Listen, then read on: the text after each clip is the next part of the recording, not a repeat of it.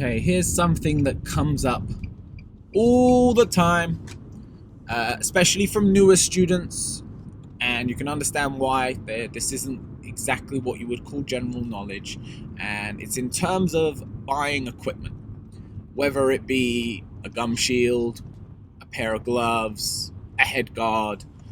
Generally, they want to know, what should I buy, how much should I be looking to spend, and what is the difference between the £20 and the £60 set of whatever it is.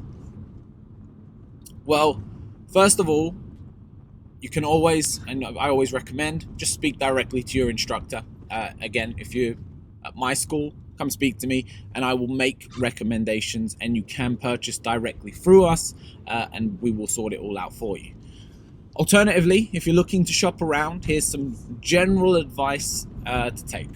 First thing is, and again, this is school dependent, because I know if you're watching this and you're not from our school, you should check with your instructor what they are allowed to wear, because the variety in terms of almost every bit of protection is vast, and not all equipment is created equal, and not all schools have the same standards about what is allowed to be worn during practice.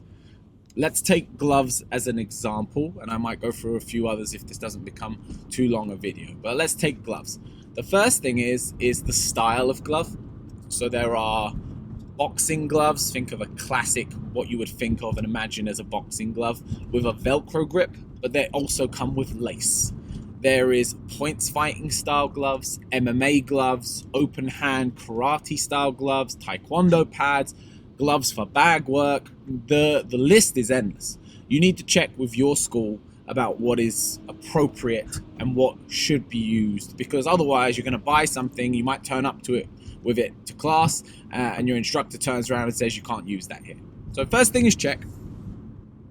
For my students and for my school, we practice both points fighting and continuous kickboxing. So we are under the WACO umbrella, WAKO, and they use 8-ounce point fighting gloves. They actually have specific brands, which I won't go into right now, and 10-ounce continuous gloves. Again, think classic boxing glove style. So these are the two types that we use and we recommend. If you're a heavier hitter and a bigger hitter, we actually recommend you go above the 10-ounce. But if you're going to compete, there's a standard, and the standard is to work with 10s. I'm going off on a tangent. Let's pull it back. So first thing is, check with your instructor, ensure that you're getting the right gear. Second thing is how much do you want to spend, or should you be spending? My general recommendation with this is spend as much as you can afford to spend. Safety is not something that I think people should skimp on, and your equipment, its primary function is for your and your partner's health and safety. So I think investing in that is a very sensible thing to do. I don't think you should buy the cheapest gum shield and the cheapest head guard that money can buy. So as an example, if you order from me directly, the cheapest one we sell is not the cheapest one available. You can find everything much cheaper than what we sell, but it's the cheapest option that we can provide that reaches what we would consider an adequate level of safety and protection. But that being said, I would still recommend going above and beyond that. And this isn't me coming at you from a profit margin point of view. Go buy it directly yourself. No issue with it whatsoever. That goes to my students and everyone else included. Go buy it from somewhere else. Check a look on Amazon. Get yourself a deal. That's absolutely fine. I support that fully.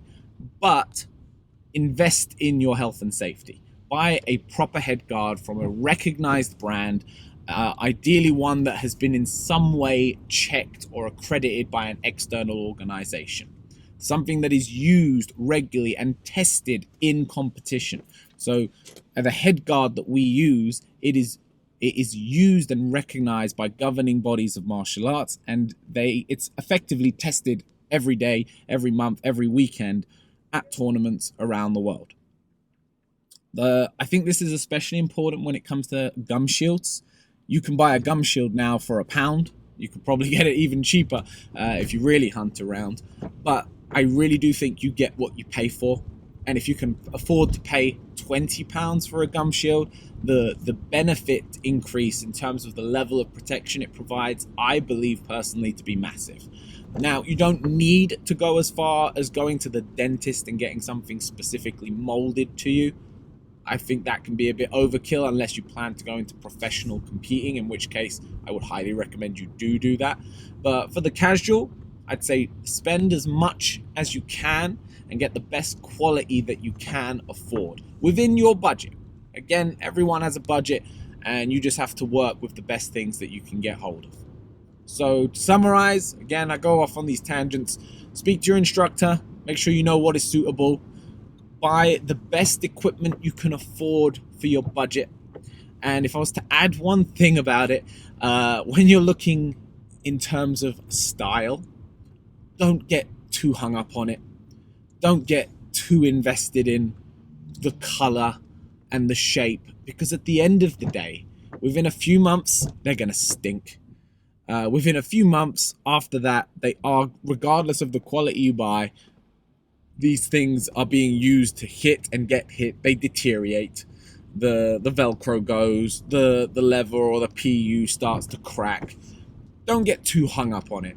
Don't spend excessively for the sake of getting a slightly nicer design. Purpose over aesthetics is important here. Nonetheless, get a pair of gloves that you like, get a head guard that you like, buy a matching set, that's all cool. But don't obsess over it.